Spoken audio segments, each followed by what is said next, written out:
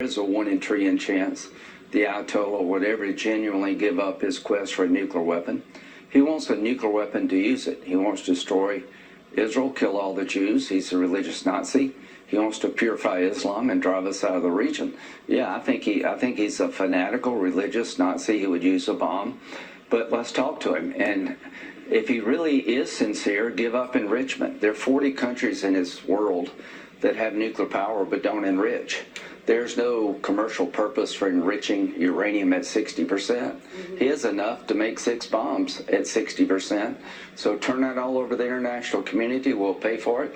Get out of the enrichment business, and we'll help you with the nuclear power program. If you'll do all those things, then I will have been proven wrong. Mm-hmm. That's a long to-do list, and so far, no indication Not that really. he's taken the offer. If you don't want a bomb, give up enrichment. You don't need enrichment for nuclear power. You do need enrichment to make a bomb. It's not that hard. Understood. We did see additional Russian strikes in Ukraine overnight. You have been an advocate for Ukraine. Yeah. You heard the Secretary of State. You heard Ambassador Witkoff. Yeah. Is Putin playing for time? Is he playing President Trump? I don't know yet, but I do know you play President Trump at your own peril. What Trump did to get Ukraine at the table was tough, and it worked. So if Putin is sincere about wanting peace, accept the ceasefire on the same terms as Ukraine and quit trying to mix the two, ceasefire and peace deal. What I would advise the Trump administration to do is to tell Putin, are you going to accept the ceasefire on the same terms as Ukraine or not? If you're not, go back to maximum pressure. I have legislation that will overwhelmingly pass the United States Senate that will crush the Russian economy, and I'm willing to move forward if I have to. But we're talking about ceasefire, and we're talking about peace. We weren't talking about that in the last administration. But to me, Putin's a predator. The best way to judge Putin is not in a 3-hour meeting, but 30 years of action. And I see no indication that he's going to stop being a predator against Ukraine until the pain is too large. If he refuses to cease fire, that tells me all I need to know. Do you have any reason to believe that President Trump would sign the legislation you say you can use to put more sanctions on Russia? Because he hasn't put more sanctions on Russia in a significant way at all. I think he's waiting to see what kind of response he gives from the discussions that Witkoff have, who I like Steve, and I'm glad he's doing what he's doing. I think Trump's going to talk to Putin this week. You can't solve a problem until you talk to the person who's creating the problem, and the problem is Putin. He's a predator toward Ukraine and the region at large. I hope President Trump can convince Putin to go to the peace table, to engage in ceasefire, and to find a win-win solution for both countries to stop the killing. You'll never know till you try, and there's one person on the planet capable of doing that, and that is President Trump. If Putin is playing Trump, he will regret it.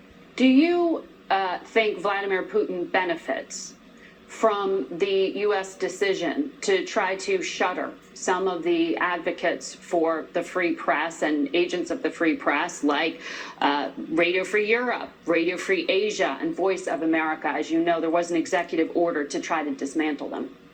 Yeah, I don't know what value these ideas have in the 21st century. At the end of the day, I'll look and evaluate where the Voice of America really is. Radio Free Europe, I know it made a difference in the Cold War. People told us that. So that's something to consider. Is it still worth the price? But I like the idea of putting bad guys on their back foot and giving people hope. Yeah, you had been an advocate for soft power. I want to ask you about what's happening here at home. There were more executive orders from the president this week targeting some of the country's most prominent law firms, including Paul Weiss. He wants to restrict business activities of the firm despite a federal judge ruling in a different case that it's unconstitutional. The president suspended security clearances at the firm. He stripped clearances from lawyers over at Covington and Burling as well because they were involved in representing former special counsel Jack Smith. Do you support this? Yeah, I think all of these things. I think Jack Smith was politically motivated. I think the Russian hoax, a lot of people should have gone to jail and they didn't. I think the idea that President Trump was an agent of Russia was manufactured. The Steele dossier was based on lies and falsehoods coming from a source that said he never meant it to be used in the fashion it was used. I think Jack Smith's effort to prosecute President Trump for January 6th was politically motivated, and people who engage in trying to destroy President Trump, I don't mind him going after them in a lawful way.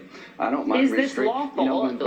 Is this good for the U.S. legal system, I think so. Senator? Because the president's trying to use government power to punish private business because he didn't like some of the work they had been doing. Private business aided government power in a fashion to destroy Donald Trump's life. You know, on our side, nobody in your world gets it, but our people believe that the Justice Department was used as a weapon to destroy Trump's campaign and his business interests and to ruin his family. That they made up bogus charges and they proceeded in a fashion that was designed to destroy him politically and personally. I believe that. If these people involved pay a price, they got nobody but themselves to blame. But these are lawyers working on cases that you're making it sound like the work that they take on is somehow part of a conspiracy and they should be punished for it. Yeah, I think these law firms were pushing legal theories that to me were designed for political outcomes more than legal outcomes. You know, we can have a debate about, you know, holding a lawyer accountable for his client's actions. I generally don't like that.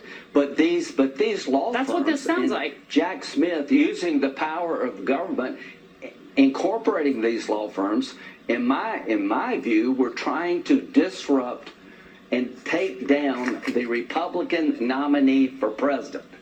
That this was an orchestrated effort, and Biden only regretted they didn't do it sooner. So it was politically motivated, and everybody with their fingerprints on it, I hope they pay a price. Senator, I know since you're on the Judiciary Committee, my answer is not going to change. And have that oversight. It's important to get your point of view, but I got to leave it there for today. We'll be right back.